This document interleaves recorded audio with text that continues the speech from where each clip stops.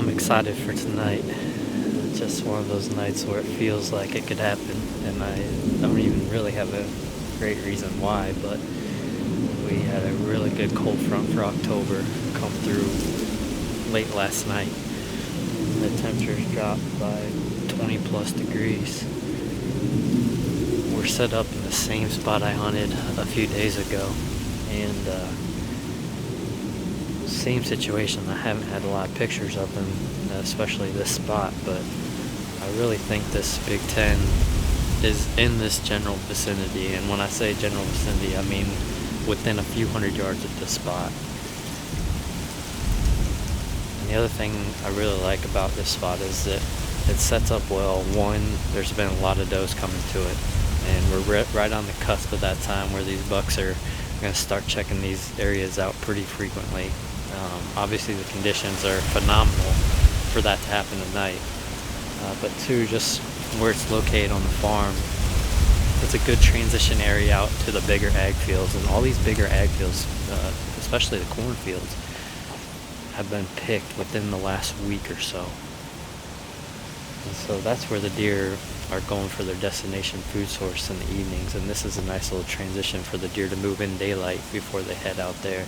We've been in here for probably an hour and a half. We got in here early just because we wanted to get in while the wind was still whipping pretty good to cover all our noise. It's getting close to 5 o'clock now, so hopefully the deer will start getting up, start moving around a little bit. Just feels like one of those evenings that he could be up and on his feet and checking out these little areas like this.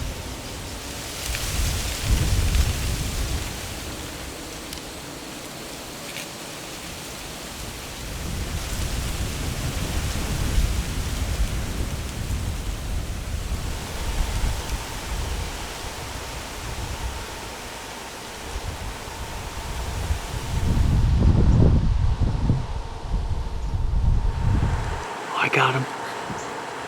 I got his body.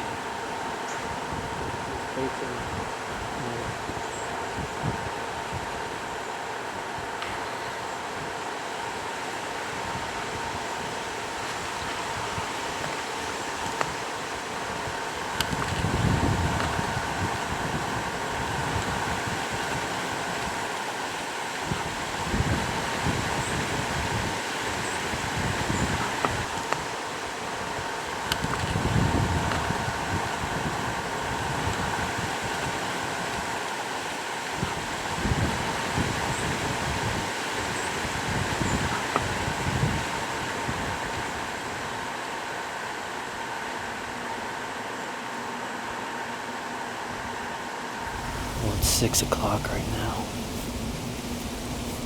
and I just happened to pull my binos up and look. I have one little window to see across the creek. I can see the back end of the deer. Sure enough, it was a Big Ten. First deer we see all night. We got some does coming right below us, so I'm gonna keep this short. But he turned and ran the other way, like he was chasing a buck or something. Hopefully it comes back this way.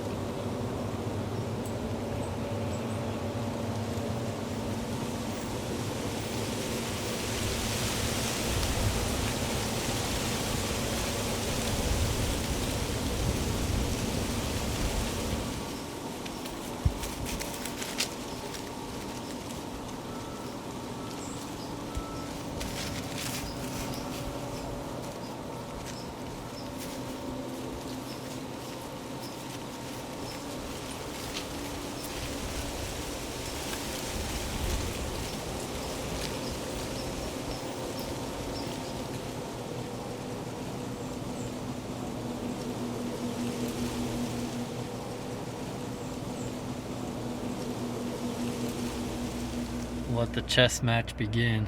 I had a good feeling about tonight, and he was the first deer we saw. And it looked like he maybe had just got out of his bed not too long before I spotted him. I just happened to look over at the right time and see him through. I had one little window to see. And unfortunately, he turned and ran away from us. I mean, he was upwind, so he didn't smell us. It was more like a playful, like, run after another deer, whether he's running off chasing a buck off, or running after a doe. I'm not sure, but it was more of a playful run. It wasn't a spooked run.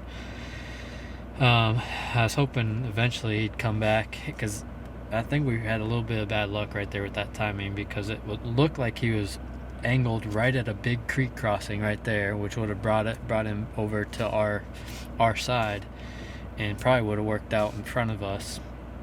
But I think he must have seen another deer right at that time and ran after it. It was kind of strange, but I think it kind of seemed like it was just bad timing. The rest of the night we were just absolutely covered up with does and fawns, 10 or 12 of them just all over us, below our tree eating acorns. The raccoons were at the treetops again. I think they were working together, shaking the acorns down. The deer were cleaning them up off the ground, but it didn't work like I hoped it would, where the deer transitioned through there on their way to their destination food source. They stayed there the entire night right underneath us. We had to wait till it was almost pitch black till we got out of there. Deer finally worked their way off. But the good thing is, I don't think we spooked a single deer, which is pretty amazing for as many eyes and ears and noses we had below us. So cool to see him, man. He looks good, and like I said earlier, let the chess match begin. It's probably gonna be another cat and mouse little time period here, just like we did last year, but this is the fun part.